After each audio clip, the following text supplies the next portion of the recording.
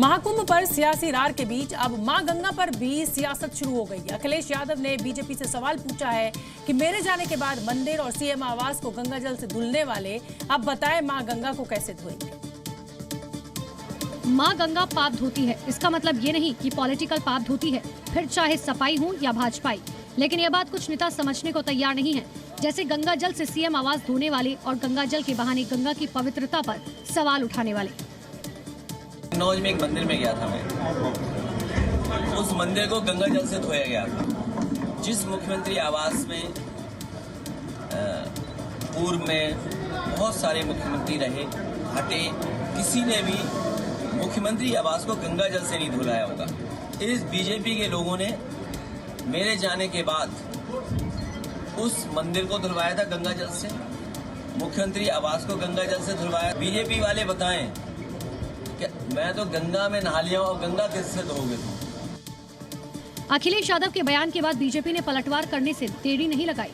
Deputy CM Keshav Prasad Maurya ने फौरन अखिलेश यादव के बयान पर प्रहार किया और पूछ लिया उन्हें ऐसी सलाह कौन देता है। अखिलेश यादव जी को मैं समझ नहीं पाता हूँ कि इतना बेचैनी क्यों है। अरे कोई भी कहीं पर भी गंगा जी का जल ये अचानक इनको कैसे इस प्रकार के विचार आते हैं। उनके जो सलाहकार हैं उनको सलाह गलत देते हैं। बहरहाल अखिलेश के बयान पर सियासी पारा हाई है। बीजेपी से सीधे महाकुंभ को बदनाम करने की साजिश बता रही है। हालांकि अखिलेश का तंज ये था कि सीएम आवास को गंगा जल से धोने का मतलब उन्हें अपवित्र समझा जाता रहा है। लेकिन मां गंगा में स्नान के बाद बीजेपी क्या फिर कोई शुद्धिकरण करेगी? महाकुंभ पर उठते सवाल और विपक्ष के बवाल पर आज मुख्यमंत्री योगी गुस्से से फायर होते नजर आए और समाजवादियों को योगी ने वो आईना दिखाया जिसमें सुअर से लेकर गिद्ध तक सबके दर्शन करा डाले।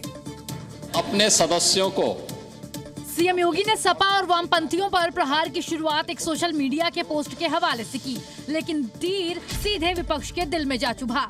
महाकुंभ में जिसने जो तलाशा उसको वह मिला। गिद्धों को केवल घास मिली, सुअरों को गंदगी मिली, संवेदनशील लोगों को रिश्तों की खूबसूरत तस्वीर मिली। इतना ही नहीं, जले पर नमक छिड़कते हुए सीएम योगी ने सपा को याद दिलाया कि कैसे आपने गैर सनातनी को महाकुंभ की कमान सौंपी थी।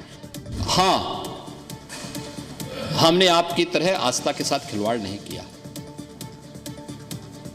समाजवादी पार्टी की तरह आस्था के साथ खिलवाड़ नहीं किया। आपके समय में मुख्यमंत्री को फुर्सत नहीं थी कि उस आयोजन को देख सकें, उसकी समीक्षा कर सकें, और इसलिए उन्होंने एक नॉन सनातनी को कुंभ का प्रभारी बनाया था। लेकिन यहां पर मैं स्वयं इसकी समीक्षा कर रहा था, लगातार कर रहा था और लगातार कर रहा हूं। यानी लगातार उठते सवालों के बीच सीएम योगी ने सपाइयों की जमकर धुलाई की तो नेता प्रतिपक्ष की तारीफ करके विपक्षी खेमे में कानाफूसी वाला दांव भी चल दिया। मुझे अच्छा लगा कि नेता प्रतिपक्ष अब समाजवादी से सनातनी हो गए हैं। कुल मिलाकर योगी ने आज विधानसभा में विपक्ष के विरोध का हर जवाब अपने अंदाज में दे डाला और इशारों में बता दिया कि महाकुंभ की जो तस्वीर आपने देखी उसकी वजह क्या है। यूपी विधानसभा में नेताजी यानी मुलायम सिंह पर ब्रजेश पाठक की टिप्पणी के बाद आज जोरदार हंगामा हो गया। लड़के हैं, गलती हो जाती है, जैसे डिप्टी सीएम ने इस बयान का जिक्र किया, समाजवादी पार्टी के विधायकों ने आसमान सिर पर उठा लिया और पूरी विधानसभा अखाड़े में बदल गई। विधानसभा के बाहर अखिलेश मोर्चा खोले हैं तो विधानसभा के अंदर मुलायम सिंह के बहाने बीजेपी सपा को घेरने में जुटी है। लेकिन इसी घेराबंदी के दौरान डिप्टी सीएम ब्रजेश पाठक कुछ ऐसा बोल गए कि खूब बवाल हुआ। और आप जानते हो, अच्छा नेताजी का सम्मान तो बहुत किया आपने, अभी चर्चा किया कि नहीं किया? नेताजी की सब सही बात मानते हैं ना? मानते हैं ना? बोलो मानते हैं? वो वाली भी मानोगे? लड़कों से गलती हो जाती है। ब्रजेश पाठक ने जैसे ही ये बयान दिया कि सपा विधायक नारेबाजी करने लगे। हंगामे के बीच विधायकों के शोर से पूरा सदन गूंज उठा। हालांकि बाहर निकलते ही ब्रजेश पाठक ने ये कहते हुए खुद का बचाव किया कि हम सभी का सम्मान करते हैं। किसी का कोई नाम नहीं लिया गया है और मैं सभी का सम्मान करता हूं और अब जानते हैं कि सम्मान करते हुए अब ये हमारी परंपरा है, हम सबको साथ लेकर के चलते हैं। यानी करीब 11 साल पुराने बयान पर यूपी विधानसभा के बजट सत्र का 5वां दिन संग्राम में बदल गया। अब सदन के बाहर भी सपाई इस मुद्दे पर थमने का नाम नहीं ले रहे हैं। कुंभ को मृत्यु कुंभ बताने वाली ममता बनर्जी के खिलाफ संतों ने आज मोर्चा खोल दिया। कोलकाता में सैकड़ों की संख्या में साधु संत विरोध प्रदर्शन पर उतरे और ममता बनर्जी से माफी मांगने की मांग भी की। মহাকুম্ভ আমি নাইবা বললাম, ওটা এখন মৃত্যু কুম্ভ হয়ে গেছে। ममता बनर्जी ने ये बयान देते हुए सोचा भी नहीं होगा कि कोलकाता की सड़कों पर विरोध का सैलाब नजर आएगा। संत समाज का ये गुस्सा सनातन आस्था के अपमान और महाकुंभ को मृत्यु कुंभ बताने के खिलाफ है और एक ही बात, बस ममता बनर्जी माफी मांगे। स्वामी विवेकानंद की जो निवास है उसके सामने ये लोग प्रोटेस्ट कर रहे हैं। साधु संत वो ममता बनर्जी का जो बयान है उस पर काफी क्रोधित। ममता के बयान पर संतों का ये गुस्सा यूं ही कम होने वाला नहीं। संत समाज की मांग है या तो माफी मांगे या ममता विरोध झेलने के लिए तैयार रहें। संत समाज, ये भक्तजन, ये सनातनी सज्जन एकत्रित होकर ये अपशब्द के खिलाफ हम लोग सब एकत्रित हुए हैं और हम लोग सब ये हम कह रहे हैं कि मुख्यमंत्री ममता जी उन्होंने माफी मांगे। दरअसल ममता बनर्जी ने विधानसभा में बयान देते हुए महाकुंभ को मृत्यु कुंभ बोल दिया था। हम ममता दीदी को बोलेंगे, दीदी आप खूब राजनीति कीजिए लेकिन धर्म को लेकर राजनीति मत कीजिए, क्योंकि आज जो अपशब्द ये बोली हैं, महाकुंभ सिर्फ स्नान मात्र नहीं है। यानी ममता बनर्जी को अंदाजा भी नहीं कि उनके बयान से भरी चिंगारी संतों के दिलों में किस तरह की ज्वाला बनकर भड़क रही है। अगर ममता बनर्जी ने माफी ना मांगी तो ये लड़ाई और भी लंबी खिंच सकती है। दिल्ली विधानसभा का आज पहला दिन और विधायकों की शपथ के फौरन बाद ही शुरू हो गया हंगामा, जबकि तय तो ये था कि विधानसभा में सीएजी रिपोर्ट रखी जाएगी। तो क्या ये माना जाए कि विपक्ष कैग रिपोर्ट के मुद्दे को दबाने के लिए पूरा सदन सिर पर उठाए नजर आया। कभी महिलाओं के मुद्दे पर हंगामा, कभी आपका दलित कार्ड। मुद्दों के शोर में सदन को कई बार स्थगित तक करना पड़ा, लेकिन बीजेपी अपने वादे पर अब भी अड़ी है कि कैग रिपोर्ट तो पेश होकर ही रहेगी। जो सत्य है जनता से छुपाया गया वो जनता के सामने आना चाहिए। ऑफिशियल डॉक्यूमेंट है, सीएजी का रिपोर्ट है, कोई राजनीतिक आरोप पत्र तो है नहीं। सभी रिपोर्ट निकाल ले, कोई घोटाला नहीं है, घोटाले इनके ही मिलेंगे, हमारा कोई घोटाला नहीं है। सारी साफ रिपोर्ट निकलेगी। ये जबरदस्ती राई का पहाड़ बनाएंगे और कुछ है नहीं। यानी बीजेपी कैग के बहाने वादों के चक्रव्यूह से बचती नजर आ रही है, जबकि आम आदमी पार्टी बीजेपी को चुनावी वादों पर घेरकर कैग रिपोर्ट से पीछा छुड़ाने में लगी है। इसकी बानगी विधानसभा के अंदर भी देखने को मिली।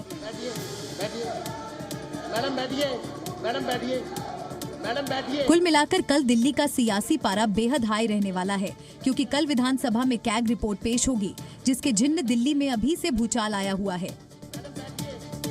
दिल्ली में महिलाओं से किए वादे पर बीजेपी पीछे हटती दिख रही है। मुख्यमंत्री रेखा गुप्ता ने खजाना खाली होने का हवाला दिया है, तो आतिशी की अगुवाई में आम आदमी पार्टी के विधायकों ने 2500 रुपए वाले वादे पर सदन में आज जोरदार हंगामा किया। यानी जिन वादों के दम पर बीजेपी सत्ता की सीढ़ी चढ़ी, उन्हीं वादों के चक्रव्यूह में विपक्ष ने घेरना शुरू कर दिया है। जब हम अधिकारियों के साथ बैठ करके आज की सरकार का फाइनेंशियल स्टेटस देखते हैं तो सारे के सारे सरकारी खजाने खाली दिखाई देते हैं। जो दिल्ली सरकार का बजट 2015 में 30,000 करोड़ का था, वो 10 साल में 2024-25 का बजट जो मैंने दिल्ली विधानसभा में प्रस्तुत किया वो 77,000 करोड़ का हो गया। खजाना खाली होने की सच्चाई तो आतिशी ने बताई ही, साथ ही हाथ में तख्तियां लेकर विधानसभा में जोरदार हंगामा भी किया। ये तस्वीरें उसी की बानगी हैं। 2 दिन पहले मुख्यमंत्री से समय मांगा था, लेकिन हमें 2 दिन से समय नहीं मिला। तो अभी विधानसभा का सत्र चल रहा है, तो हम मुख्यमंत्री रेखा गुप्ता जी से मिलने आए हैं। यानी महिलाओं के मुद्दे पर आम आदमी पार्टी आर पार के मूड में नजर आ रही है। सड़क से सदन तक आतिशी की अगुवाई में विपक्ष का हल्ला बोल जारी है, जो इस बात का इशारा है कि विधानसभा में सियासी टकरार आने वाले दिनों में और भी बढ़ने वाली है। दिल्ली में भले ही आम आदमी पार्टी की सरकार नहीं बनी, लेकिन आपने अब एमसीडी के जरिए अलग अलग तरह की सियासत शुरू कर दी है। इस सिलसिले में एमसीडी ने दिल्ली की जनता के लिए हाउस टैक्स को लेकर एक बड़ी राहत दी है और ये ऐलान किया कि अगर कोई इस साल का टैक्स भरता है तो उसे पुराने सारे बकाया हाउस टैक्स माफ हो जाएंगे। जिसके तहत 100 गज से लेकर 500 गज में बने मकानों का हाउस टैक्स आधा किया जाएगा, जबकि 100 गज से कम में बने मकानों का हाउस टैक्स पूरी तरह से माफ करने का ऐलान किया। वहीं रिहायशी मकानों में जहां दुकानें चल रही हैं, उनका भी हाउस टैक्स माफ होगा, जबकि 1300 से ज्यादा हाउसिंग अपार्टमेंट्स ऐसे थे जिनको हाउसिंग टैक्स का फायदा नहीं मिलता था, उनका भी 25% हाउस टैक्स माफ किया जाएगा। राहत का ये प्रस्ताव 25 फरवरी को MCD की होने वाली बैठक में सदन में रखा जाएगा। 24 और 25 का जो व्यक्ति हाउस टैक्स भर देगा, उसका जितना भी पुराना बकाया हाउस टैक्स है उसे हम माफ कर देंगे, क्योंकि लोग बड़े दुखी हैं। लोगों का 10-10 साल 15-15 साल का जो हाउस टैक्स है उसमें पेनल्टियाँ बढ़ती आ रही है, जिससे वो हाउस टैक्स भरने में उनको बहुत दिक्कत आ रही है। ऐसा माना जा रहा है कि ये योजना दिल्ली के नगरपालिका के टैक्स के स्ट्रक्चर में एक जरूरी नीतिगत बदलाव लाएगा, जो शहर भर के संपत्ति मालिकों की अलग-अलग श्रेणियों को प्रभावित करेगी। दिल्ली विधानसभा चुनाव के समय से ही आम आदमी पार्टी के ओखला से विधायक अमानतुल्ला खान चर्चा में हैं। कभी अपने बेटे के ट्रैफिक नियम तोड़ने को लेकर सुर्खियों में रहे, तो कभी भगोड़े अपराधी को भगाने के आरोप में, जिस मामले में अमानतुल्ला खान जमानत पर हैं।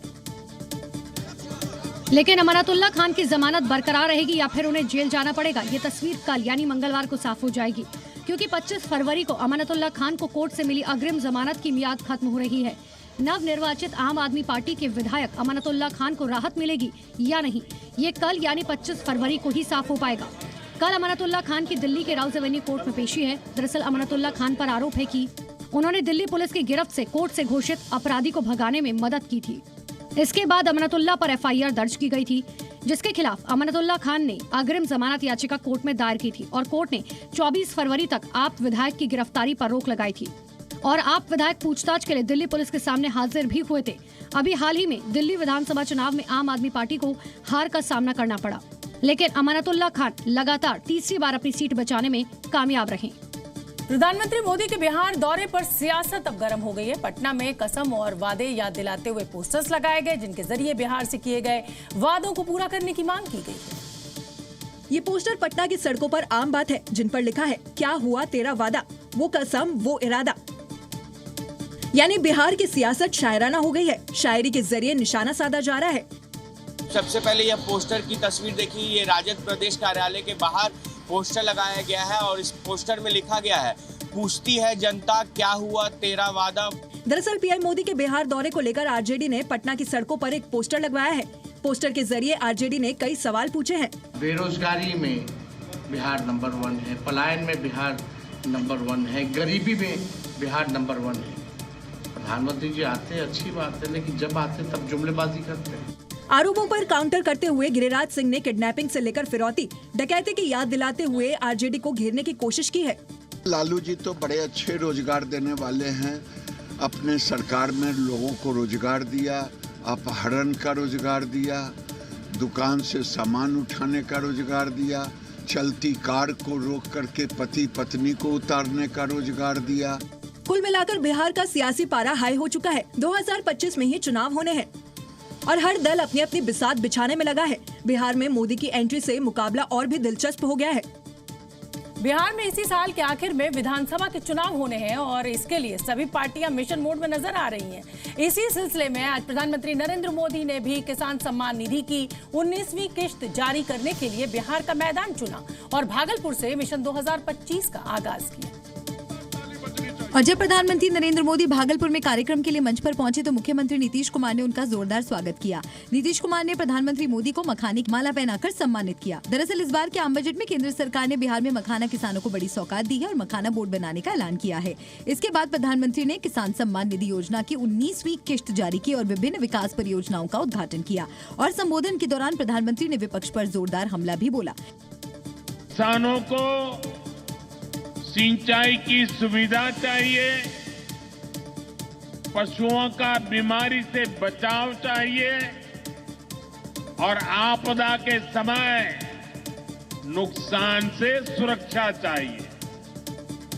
पहले इन सभी पहलुओं को लेकर किसान संकट से घिरा रहता था। जो लोग पशुओं का चारा खा सकते हैं वो इन स्थितियों को कभी भी नहीं बदल सकते। इधर प्रधानमंत्री के बिहार दौरे पर विपक्ष ने भी निशाना साधा और आरजेडी अध्यक्ष लालू प्रसाद ने कहा कि इस बार एनडीए की सरकार नहीं बनेगी। एनडीए की सरकार कहाँ बनेगी, नहीं बनेगी सर, बने हैं तो हम लोग जीतेगा ना। राजस्थान सरकार के मंत्री अविनाश गहलोत की पूर्व प्रधानमंत्री इंदिरा गांधी पर टिप्पणी को लेकर आज हंगामा मच गया। कांग्रेस विधायक और नेता सदन से लेकर सड़क तक इसका विरोध करते नजर आए। पहले ही दिन विधानसभा की कार्यवाही के दौरान कांग्रेस विधायकों ने हंगामा किया। उसके बाद कांग्रेस विधायक और कार्यकर्ता सड़क पर उतर आए और विधानसभा के सामने खड़े होकर नारेबाजी शुरू कर दी। इस दौरान पुलिस ने बैरिकेडिंग करके कांग्रेस नेताओं को आगे बढ़ने से रोकने का प्रयास किया, तो पुलिस और कांग्रेसी नेताओं के बीच झड़प भी हुई, लेकिन कांग्रेस के नेता वहीं डटे रहे और हाथ में कांग्रेस का झंडा लेकर अपना विरोध जताते रहे।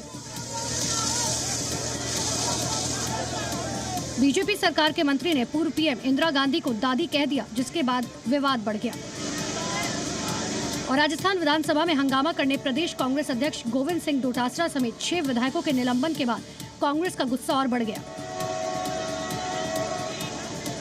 और कांग्रेसी नेताओं ने सड़क पर अपना विरोध तेज कर दिया। दरअसल इस पूरे विवाद की शुरुआत बीते शुक्रवार को विधानसभा में प्रश्नकाल के दौरान हुई, जब मंत्री अविनाश गहलोत ने इंदिरा गांधी को आपकी दादी कहकर संबोधित किया था। कांग्रेस विधायकों ने इस बयान पर कड़ी आपत्ति जताई और इस टिप्पणी को विधानसभा के रिकॉर्ड से हटाने की मांग की, जिसको लेकर कांग्रेस विधायकों ने सदन के अंदर ही बोरिया बिस्तर लेकर धरने पर बैठ गए और मेस के बजाय घर से खाना मंगाकर खाया था। राजस्थान में हिंदू बेटियों के खलनायक कुरैशी का हिसाब होगा। नाबालिग छात्राओं को जाल में फंसाकर शोषण करने के मामले में पुलिस ने पूर्व पार्षद हाकिम कुरैशी को अब गिरफ्तार कर लिया है। अजमेर पुलिस के मुताबिक यही गैंग का सरगना भी है। आरोपी हाकिम कुरैशी की गिरफ्तारी के बाद अब लोगों को थोड़ी राहत मिली है। इससे पहले नाबालिग बेटियों के गुनहगार के खिलाफ लोगों ने बीच सड़क पर जमकर हल्ला बोला।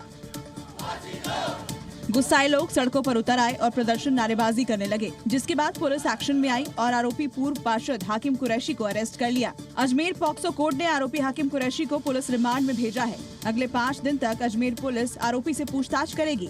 इस मामले में अब तक 11 आरोपियों की गिरफ्तारी हो चुकी है। पूछताछ में पता चला कि पूर्व पार्षद हाकिम कुरैशी ही गैंग का सरगना भी है, जो मासूम छात्रों को जाल में फंसाकर उनका यौन शोषण करता था। फिलहाल पुलिस इस रैकेट की पड़ताल में जुटी है।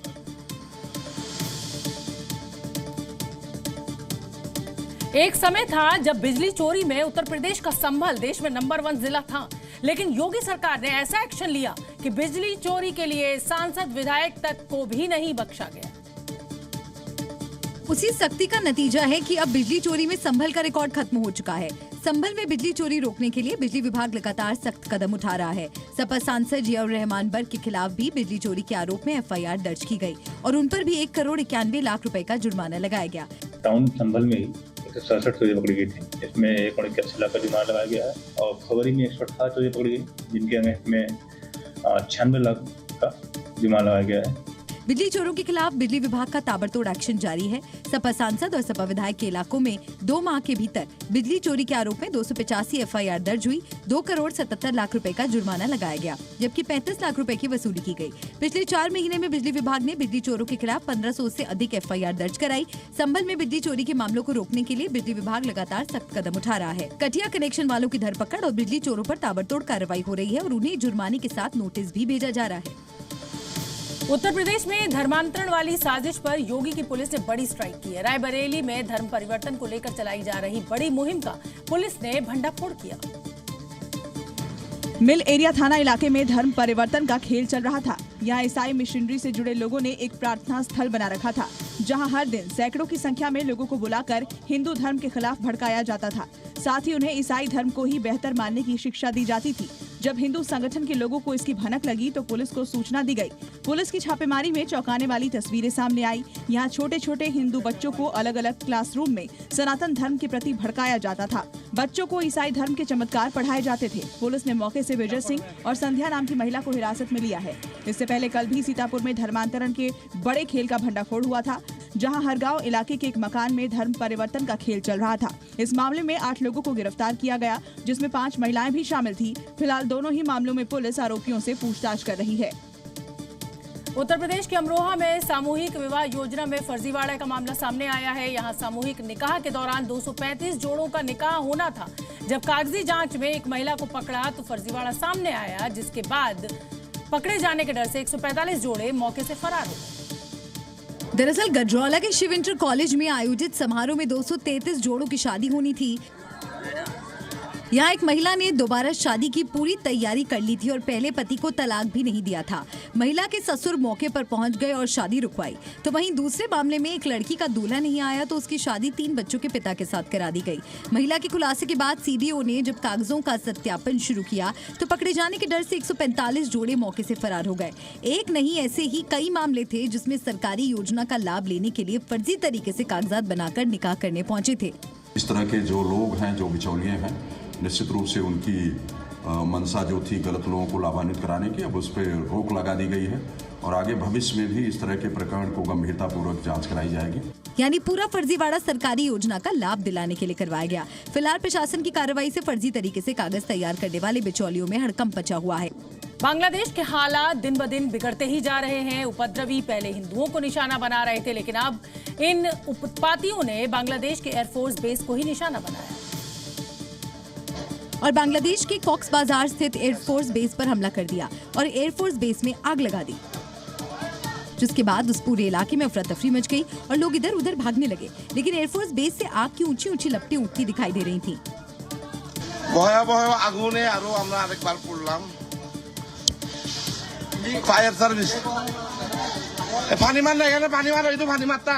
ताजा हुई हिंसा में एक व्यक्ति की मौत हो गई, जिसकी पहचान समिति पारा के रहने वाले शिहाब कबीर नादिर के रूप में हुई है। वहीं दूसरी ओर हमले के बाद वायुसेना भी अलर्ट हो गई और हिंसा पर नियंत्रण करने के लिए कुछ राउंड फायरिंग की। इस हमले में घायल एक शख्स को उठाकर ले जाने का कुछ लोग प्रयास कर रहे थे, लेकिन फायरिंग के चलते काफी मुश्किल आ रही थी और कोई चिल्ला रहा था कि गोली मत चलाओ। बांग्लादेश सुरक्षा बलों ने पूरे इलाके को घेर लिया और हालात को नियंत्रण करने का प्रयास करते दिखाई दिए। दरअसल कॉक्स बाजार वो इलाका है जहां पर लाखों रोहिंग्या बसे हुए हैं। इस हमले से मोहम्मद यूनुस सरकार हिल गई है। वजह यह है कि बांग्लादेश में अंतरिम सरकार के बनने के बाद से ये इस तरह का पहला हमला है। बिहार के भागलपुर में मर्डर का एक सनसनीखेज मामला सामने आया है, जहां क्रिकेटर महेंद्र सिंह धोनी के दोस्त की गोली मारकर हत्या कर दी गई। मृतक प्रभु नारायण ललमटिया थाना क्षेत्र के नसरत खनी का रहने वाला है। प्रत्यक्षदर्शियों के मुताबिक प्रभु नारायण मंडल कुछ लोगों के साथ भारत पाकिस्तान का मैच देख रहा था। इस दौरान संजीव झा नाम का एक शख्स भी मैच देखने के लिए आया। जब मैच खत्म हुआ तो संजीव झा वहां से चला गया, लेकिन थोड़ी देर बाद वो वापस आया और अचानक प्रभु नारायण मंडल पर फायरिंग कर दी। संजीव भी उठ के चला गया। संजीव भी उठ के गया और हम भैया बैठ के डिस्कस करने लगे मैच पे। उतने में आया, फिर से बैठा, निकाला गोली और चला दिया। प्रभु को सीने में गोली लगी, जिसके बाद उन्हें आनन फानन में अस्पताल में भर्ती कराया गया, लेकिन इलाज के दौरान प्रभु नारायण मंडल की मौत हो गई, जबकि हत्याकांड को अंजाम देने वाला संजीव झा मौके से फरार हो गया। पूरी टीम छानबीन कर रही है। ततारपुर थाना भी है यहाँ पे, मैं खुद यहाँ पे हूँ, SHO भी यही है। मामले की छानबीन की जा रही है। CCTV हम लोग देखेंगे, जो भी संदिग्ध है और जो भी कारण है उसका भी हम लोग पता लगा रहे हैं। हम लोग PV विजिट कर रहे हैं और जो भी होगा हम लोग त्वरित इस पर कार्रवाई करते हुए उसको हम लोग गिरफ्तार करेंगे। सूत्रों के मुताबिक प्रभु नारायण मंडल भागलपुर में महेंद्र सिंह धोनी के साथ सद्भावना कप मैच में क्रिकेट खेल चुका है। वो TNB कॉलेज में कर्मचारी होने के साथ साथ प्लॉटिंग का काम भी करता है। फिलहाल पुलिस आरोपी संजीव झा की गिरफ्तारी के लिए छापेमारी कर रही है और हत्या के कारणों का पता लगाने की कोशिश की जा रही है। हरियाणा के जिंद में रेलवे लाइन के नीचे बन रहा अंडरपास अचानक धंस गया, जिसके कारण कई मकानों के आगे से जमीन धंस गई। गनीमत ये रही कि घटना में किसी मकान को नुकसान नहीं पहुंचा। अब हालात इस कदर हो गए हैं कि कई घरों के आगे 40 फीट गहरी खाई बन गई है। लोग अपने घरों में कैद होने को मजबूर हो गए हैं। घरों से बाहर निकलने का रास्ता भी बंद हो गया है। जरा इस तस्वीर को देखिए। निर्माणाधीन अंडरपास की वॉल अचानक दरकने लगती है और धीरे धीरे पूरा कंस्ट्रक्शन जमींदोज हो जाता है, जैसे रेत का कोई ढेर हो। जैसे ही अंडरपास धंसा, जमीन ऐसे खिसकी जैसे भूकंप आता है। कई मकान गिरते गिरते बचे। इस दौरान मकानों से बाहर निकलने का रास्ता भी बंद हो गया। मकानों में रहने वाले लोग अंदर ही बंद होकर रह गए। अब आलम यह है कि लोग साइड के खुले प्लॉट में सीढ़ी लगाकर उतरकर जान बचाने पर मजबूर हुए, क्योंकि इस समय मकानों के आगे 40 फीट गहरी खाई है, जिसके चलते लोगों में दहशत का माहौल है। सबसे हैरत की बात यह है कि अंडरपास 20 करोड़ की लागत से बन रहा था, लेकिन करोड़ों का काम गड्ढे में चला गया, जो काम की गुणवत्ता पर भी सवाल खड़े करता है। मध्य प्रदेश के मंदसौर में महाकुंभ से लौट रहे भक्तों पर नफरती पत्थर बरसाए गए। श्रद्धालुओं से भरी मिनी बस पर कुछ असामाजिक तत्वों ने जमकर पत्थरबाजी की और तोड़फोड़ भी की। ये मिनी बस प्रयागराज महाकुंभ से मंदसौर लौट रही थी, लेकिन श्रद्धालुओं से भरी इस बस को काशी के पास कुछ बदमाशों ने घेर लिया। आरोप है कि बदमाशों ने पहले बस में घुसने की कोशिश की और ड्राइवर से बदतमीजी करने लगे। कुछ आपराधिक तत्वों ने हमारी जो ट्रेवल गाड़ी आपके पीछे देख रहे हैं, इस गाड़ी को सामने आकर मोटरसाइकिल खड़ी करी और हमारे चालक से बदतमीजी करी, गाली गलौज करने लगा। और उन्होंने बोला बदतमीजी क्यों कर रहे हो, तो उसने बताया कि चलो सामने वाले पास वाले व्यक्ति को, उसके मित्र को बोला कि रिवॉल्वर निकाल के ला, लठ निकाल के ला। इससे जब मगजमारी होने लगी तो हमने चालक को कहा कि आप गाड़ी आगे बढ़ाइए, महिला हमारे साथ है, तो हमने गाड़ी को आगे बढ़ाया। लेकिन जब ड्राइवर ने बस को आगे बढ़ाया तो आरोपियों ने पत्थरबाजी शुरू कर दी। पत्थरबाजी में कई लोगों को चोट आई और बस के शीशे टूट गए। बस की सीट पर आप कांच के बिखरे हुए टुकड़े देख सकते हैं। किसी तरह ड्राइवर ने बस को भगाया, पास की पुलिस चौकी पर ले गया और मामला दर्ज कराया। फिलहाल पुलिस मामले की जांच कर रही है, लेकिन मिनी बस में तोड़फोड़ का वीडियो सोशल मीडिया पर वायरल है। आज महाकुंभ का 43वां दिन है। 2 दिन बाद महाकुंभ मेले का समापन हो जाएगा। हर कोई इस आस्था के महापर्व में डुबकी लगाना चाहता है। आलम यह है कि प्रयागराज की सड़कों से लेकर संगम नोज तक सिर्फ और सिर्फ आस्था का सैलाब नजर आ रहा है। माना भीड़ बहुत है, लेकिन वहां पहुंचना ही अपने आप में महाकुंभ है, ऐसा आस्थावान लोग कह रहे हैं। प्रयागराज में चल रहा भव्य और दिव्य महाकुंभ अब समापन की ओर है। 13 जनवरी से शुरू हुए महाकुंभ का आज 43वां दिन है। महाशिवरात्रि के पावन पर्व के साथ इसका समापन हो जाएगा। शुरुआत से लेकर अब तक हर दिन करोड़ों श्रद्धालु आस्था की डुबकी लगाने प्रयागराज पहुंच रहे हैं। महाकुंभ के समापन में अब कुछ ही घंटे बचे हैं, लेकिन सनातनियों का आस्था का सैलाब थमने का नाम नहीं ले रहा है। आलम यह है कि चारों तरफ श्रद्धालुओं का हुजूम देखने को मिल रहा है। प्रयागराज की सड़कों से लेकर संगम नोज पर सिर्फ आस्था का सैलाब देखने को मिल रहा है। त्रिवेणी संगम पर लगी इस भीड़ को देखकर अंदाजा लगाइए कि इस आस्था के सनातन पर्व में हर कोई डुबकी लगाना चाहता है। ट्रेन से लेकर सड़कों पर सिर्फ सनातनियों की दिव्य झलक दिखाई दे रही है। अब तक हिंदुओं की आधी आबादी से ज्यादा संगम पर आस्था की डुबकी लगा चुकी है। अब इस महाकुंभ के पावन पर्व के समापन में सिर्फ कुछ ही घंटे बचे हैं। ऐसे में हर कोई 144 साल बाद आए एक दुर्लभ सहयोग के बीच आस्था की डुबकी लगाना चाहता है। लेकिन इस सनातन के इस पावन पर्व तक पहुंचना ही लोगों के लिए अपने आप में एक महाकुंभ है। प्रयागराज महाकुंभ के समापन में अब कुछ ही घंटे बचे हैं और अभी तक 62 करोड़ से ज्यादा लोग संगम में आस्था की डुबकी लगा चुके हैं। और संगम तट से आई तस्वीरों से ये साफ भी है कि महाशिवरात्रि तक ये आंकड़ा 65 करोड़ के पार हो सकता है। क्योंकि संगम नगरी से आई तस्वीरों से ये लग रहा है कि यह महाकुंभ के समापन नहीं बल्कि महाकुंभ के आरंभ की तस्वीरें हैं। संगम नोज पर आस्था के सैलाब की ड्रोन तस्वीरें देखिए। हर तरफ से सनातन की भव्य और दिव्य झलक दिखाई दी। जहां तक नजर जा रही है वहां से श्रद्धालुओं का हुजूम देखने को मिल रहा है।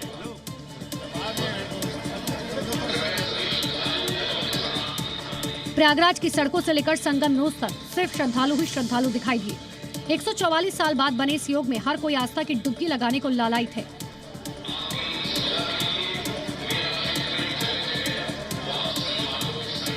महाकुंभ में श्रद्धालुओं ने भी भीड़ के सारे रिकॉर्ड तोड़ दिए। 42 दिनों में अब तक 62 करोड़ से ज्यादा श्रद्धालुओं ने त्रिवेणी संगम में डुबकी लगाई।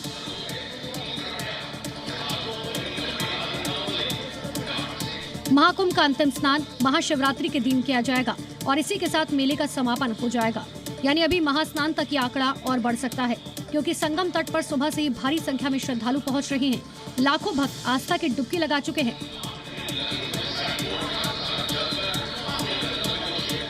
प्रयागराज में भीड़ और महाकुंभ के आखिरी दिन को पूरी तरह से सफल बनाने के लिए प्रयागराज प्रशासन ने शिवरात्रि पर शहर में शोभा यात्रा निकालने पर रोक लगा दी। इसके साथ ही आखिरी दिन के स्नान के लिए प्रशासन ने बड़े स्तर पर तैयारी की और पूरी तरह से मुस्तैद भी रही। शहर के चप्पे चप्पे पर निगरानी की जा रही है। महाकुंभ आस्था, संस्कृति और करोड़ों श्रद्धालुओं की आस्था का संगम है। लेकिन ये आस्था आज से नहीं, सदियों से चली आ रही है। आज दूर दूर से लोग कुछ ही घंटों में महाकुंभ पहुंच रहे हैं। लेकिन 44 साल पहले जब इतनी सुविधाएं नहीं थी, तब भी प्रयागराज में महाकुंभ में लाखों की संख्या में श्रद्धालु ऐसे ही पहुंचते थे। आस्था सनातन की, आस्था महाकुंभ में डुबकी लगाने की। वक्त बदला, तस्वीर बदली, लेकिन आस्था नहीं। ये तस्वीरें देखिए। पहली तस्वीर है साल 1989 की, जब प्रयागराज में महाकुंभ मेला लगा था, और दूसरी तस्वीर है इस महाकुंभ यानी 2025 की। इन 44 सालों में बहुत कुछ बदल गया, लेकिन आस्था आज भी वैसी ही है। महाकुंभ को लेकर आस्था की भीड़ पहले थी और आज भी वैसी ही है। पहले भी लोग कई किलोमीटर पैदल चलकर आस्था की डुबकी लगाते थे और आज भी ठीक उसी तरह आस्था का जश्न मनाते श्रद्धालु पैदल ही कई किलोमीटर का फासला नापते हुए महाकुंभ पहुंच रहे हैं। संगम तट पर आज भी उसी तरह आस्था का सैलाब दिखाई दे रहा है, जैसा पहले दिखाई देता था। महाकुंभ सिर्फ एक मेला नहीं बल्कि सनातन संस्कृति की अमर धरोहर है और इस महाकुंभ पर करोड़ों लोगों की आस्था है। 44 सालों के सफर में कई चीजें बदल गईं, आवाजाही के साधन बदल गए, लेकिन करोड़ों लोगों में आस्था आज भी वही है जो 44 साल पहले थी। पहले महाकुंभ तक पहुंचने के लिए इतनी सुविधाएं नहीं थी, लेकिन लोगों के अंदर आस्था कूट कूट कर भरी हुई थी। यही कारण था कि लोग तब भी दूर दूर से कई किलोमीटर का सफर पैदल ही तय कर महाकुंभ में आस्था की डुबकी लगाते थे।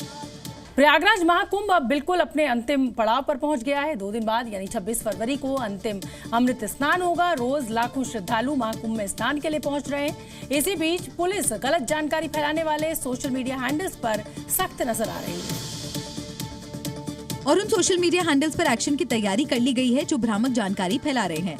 दरअसल महाकुंभ में रोज लाखों की संख्या में श्रद्धालु पहुंच रहे हैं। ऐसे में कई बार महाकुंभ को लेकर गलत जानकारियां फैलाई गईं। सबसे ज्यादा सोशल मीडिया पर गलत जानकारियों को शेयर किया गया, लेकिन अब गलत जानकारी फैलाने वालों पर एक्शन लिया गया और इस सिलसिले में पुलिस ने 140 से ज्यादा सोशल मीडिया हैंडल्स को चिन्हित किया है जिन्होंने महाकुंभ को लेकर भ्रामक जानकारी फैलाई। इन पर 13 FIR भी दर्ज की गई है और आगे की कानूनी कार्रवाई की भी तैयारी है।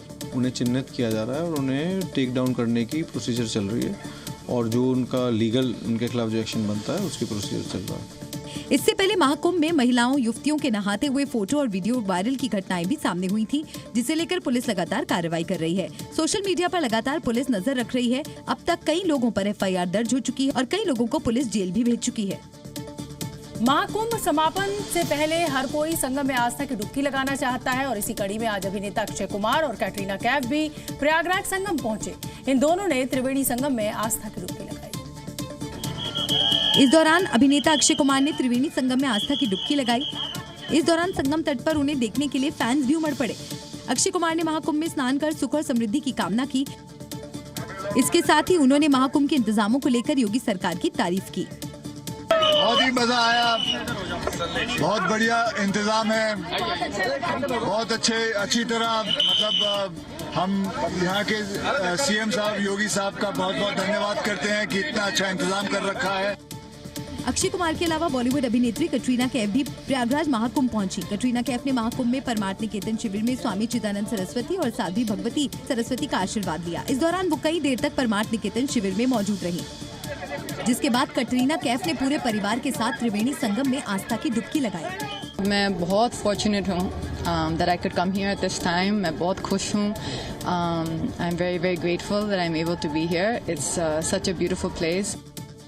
यानी हर कोई प्रयागराज आकर खुद को धन्य मान रहा है। सिर्फ यही नहीं, इससे पहले कई और अभिनेता भी महाकुंभ में आस्था की डुबकी लगा चुके हैं। महाशिवरात्रि को लेकर प्रयागराज ही नहीं अन्य धार्मिक स्थलों में भी श्रद्धालुओं का सैलाब उमड़ पड़ा है। वाराणसी, अयोध्या में हर रोज रिकॉर्ड तोड़ श्रद्धालु पहुंच रहे हैं। रेलवे स्टेशन पर श्रद्धालुओं की सुनामी देखने को मिल रही है। 26 फरवरी को महाशिवरात्रि के पावन पर्व के साथ ही महाकुंभ का समापन हो जाएगा। 26 फरवरी को अंतिम महास्नान और महाशिवरात्रि को देखते हुए चारों तरफ श्रद्धालुओं का सैलाब उमड़ पड़ा है। बाबा विश्वनाथ की नगरी वाराणसी की गलियां श्रद्धालुओं से पट चुकी हैं। जहां तक नजर डालो सिर्फ हर हर महादेव के जयकारे नजर आ रहे हैं। काशी विश्वनाथ के दर्शन के लिए सुबह से ही श्रद्धालुओं की लंबी लंबी कतारें देखने को मिल रही है। हर कोई बड़े सनातनी महोत्सव का साक्षी बनने के लिए लालायित है। काशी ही नहीं, अयोध्या में भी महाकुंभ के श्रद्धालुओं का रेला देखने को मिल रहा है। महाकुंभ में डुबकी लगाने के बाद आराध्य रामलला के दर्शन के लिए भारी संख्या में श्रद्धालु पहुंच रहे हैं। पूरी रामनगरी राम भक्तों से पटी हुई नजर आ रही है। जहां तक नजर डालोगे सिर्फ भक्तों का सैलाब नजर आ रहा है। अपने आराध्य भगवान रामलला के दर्शन के लिए बुजुर्गों से लेकर बच्चों तक घंटों तक लाइन में खड़े नजर आए।